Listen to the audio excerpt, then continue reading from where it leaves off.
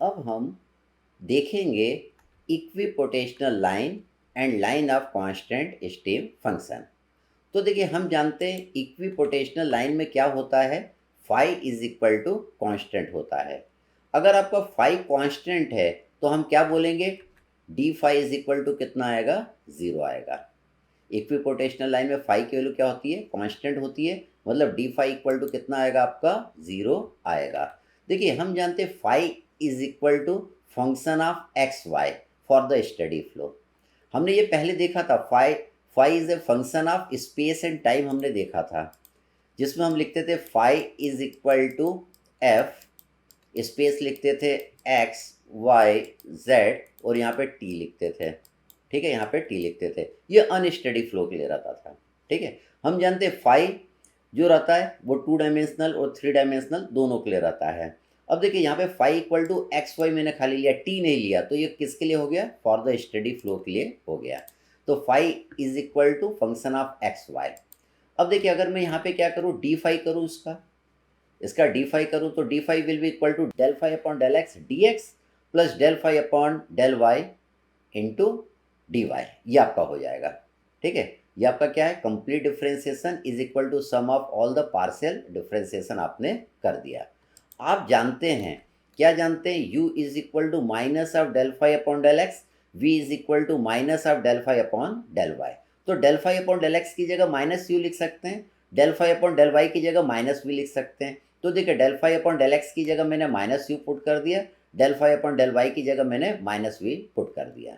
अब देखिए, equipotential line में डी फाई की वैल्यू कितनी आती है, दैट इज ज़ीरो आती है। इक्विपोटेंशियल लाइन के लिए डी फाई की वैल्यू कितनी आती है, ज़ीरो आती है। तो यहाँ पे मैं ज़ीरो पुट कर दूंगा, तो देखिए zero is equal to minus u d x minus v d y हो गया। तो यहाँ से देखिए, हम d y by d x की वैल्यू निकाल सकते हैं, that is equal to minus u divided by v. ये d y by d x क्या है, it is the slope of equipotential line. Equipotential line का स्लोप निकालना है तो क्या करेंगे, that is equal to minus of u divided by v. इसी तरह देखिए, यहाँ पे line of constant stream function. अगर देखिए कांस्टेंट स्टीम फंक्शन मतलब क्या लिखेंगे, साई इज इक्वल टू आपका कांस्टेंट है। अगर साई आपका कांस्टेंट है तो डी साई इक्वल टू क्या आ जाएगा, ज़ीरो आ जाएगा। हम स्टडी फ्लो के लिए जानते हैं, हम स्टडी फ्लो के लिए साई जानते हैं कि psi is a function of x y. देखिए, हम जानते हैं साई आपका स्टीम फंक्शन किसके लिए रहता है, 2 डायमेंशनल फ्लो के लिए रहता है। और इक्विपोटेंशियल फंक्शन जो रहता है वो 2 डायमेंशनल और 3 डायमेंशनल दोनों के लिए रहता है। ठीक, तो देखिए ये स्टडी फ्लो है, इसलिए यहाँ पे मैंने टी वाली टर्म नहीं ली है। अनस्टडी फ्लो में टी वाली टर्म और आ जाती है। तो for steady flow psi is a function of x y. तो हम क्या निकाल सकते हैं, डी साई निकाल सकते हैं। डी साई क्या होगा, del psi upon del x d x plus del psi upon del y d y हो जाएगा। ठीक, हम जानते हैं, क्या जानते हैं, u is equal to minus of del psi upon del y होता है, v is equal to del psi upon del x होता है।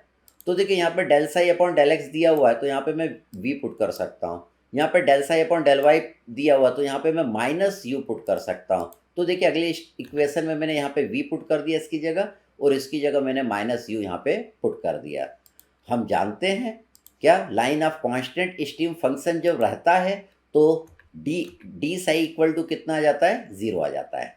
अगर साई की वैल्यू कांस्टेंट रहेगा तो डी साई आपका कितना आएगा, ज़ीरो। तो देखिए, यहाँ पे डी साई की वैल्यू मैंने इक्वल टू ज़ीरो पुट कर दिया, तो zero is equal to v d x minus u d y. तो यहाँ पे से स्लोप आ जाएगा आपका, that is d y by d x equal to v divided by u. मतलब d y by d x क्या है, it is a slope of stream line, it is a slope of stream line.